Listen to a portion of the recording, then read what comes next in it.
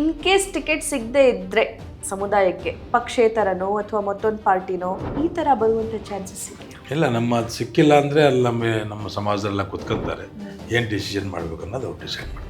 Okay, ಅದು ನಾನು ಆ ವಿಚಾರದಾಗ ಏನು ಹೇಳಕ್ಕೆ ಬರೋಂಗಿಲ್ಲ. ನಾನು ಗ್ರೌಂಡಿಗೆ ಹೋಗಿದ್ದೆ ಸರ್. ಯಾಕಂದರೆ ಪಕ್ಷದ ನನ್ನ ಶಿಸ್ತಿನ ಸಿಪಾಯಿ ನಾನು, ಇದು ಹಿಂಗೆ ಮಾಡ್ರಪ್ಪ ಹಂಗೆ ಮಾಡ್ರಪ್ಪ ಅಂತ ಹೇಳಕ್ಕೆ ಬರೋಂಗಿಲ್ಲ. ಓಕೆ, ಗ್ರೌಂಡಲ್ಲಿ ಜನ ಒಂದು ಮಾತು ಹೇಳಿದ್ದು, ಆ್ಯಕ್ಚುಲಿ ಒಬ್ಬ ಯಂಗ್ಸ್ಟರ್ ಒಂದು ಮಾತು ಹೇಳಿದ್ದು, ಹಳಿ ಆಚೆಗೆ ದಾವಣಗೆರೆನೇ ಬೇರೆ, ಹಳಿ ಈಚೆಗೆ ದಾವಣಗೆರೆನೇ ಬೇರೆ, ಹೋಗಿ ನೋಡ್ಕೊಂಬನ್ನಿ ನೀವು ಅಂತ.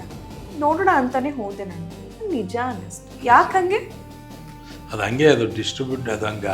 ಈ ಒಂದೇ ಕ್ಷೇತ್ರ ಅಲ್ಲ, ಭಾಳ ಕಡೆನೂ ಅದೇ ನಮೂನಿ ಒಂದು ಇದು ಇರ್ತದೆ. ಯಾಕಂತ ಹೇಳಿದರೆ ಅದು ಡೆವಲಪ್ ಮಾಡ್ಕೊಳಕ್ಕೆ ನಮಗೂ ಸ್ವಲ್ಪ ಎಚ್ಚರಿಕೆ ಇರಬೇಕು. ನೀವು ಹೋಗಿ ನಮ್ಮ ಕೆಲಸ ಇದು ಮಾಡಿರಿ, ನಾವು ಓಟ್ ಹಾಕಿದ್ದೀವಿ ಅಂತ ಕೇಳ್ರಿ ಅಧಿಕಾರದಿಂದ. ಕೇಳಿ ನೀವು ಈ ಕೆಲಸ ಅದು ಕೆಲಸ ಮಾಡಿಸ್ಕೋಬೇಕು. ಅವರೇ MLA ಹಾಕಿ ಹುಡುಕಿ ಮಾಡೋ ಅಂಥ ಒಂದು ಇದು ಇಲ್ಲ ಈಗ.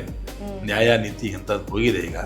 ನೀವು ಹೋಗ್ಬೇಕು ಮುಂದೆ, ನೀವು ಹೋಗಿ ನಮ್ಮ ಇದು ಕೆಲಸ ಮಾಡಿಸಿ ಸರ್, ಮೊನ್ನೆ ಚೀಫ್ ಮಿನಿಸ್ಟರ್ ಹೇಳಿದ್ದಾರೆ 55 ಕೋಟಿ ರೂಪಾಯಿ ನಾನು ನಿಮ್ಮ ಒಂದು ಕ್ಷೇತ್ರಕ್ಕೆ ಕೊಟ್ಟಿದ್ದೀನಿ ಡೆವಲಪ್ಮೆಂಟಿಗೆ ಅಂತ.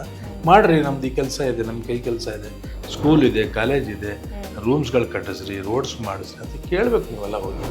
ಕೇಳಿಲ್ದಂಗೆ ನಮ್ಗೆ ಯಾಕೆ ಮಾಡಿಲ್ಲ ಅಂತ ಹೇಳ್ಕೊಂತ ಕುಂದ್ರದು ಅಲ್ಲ.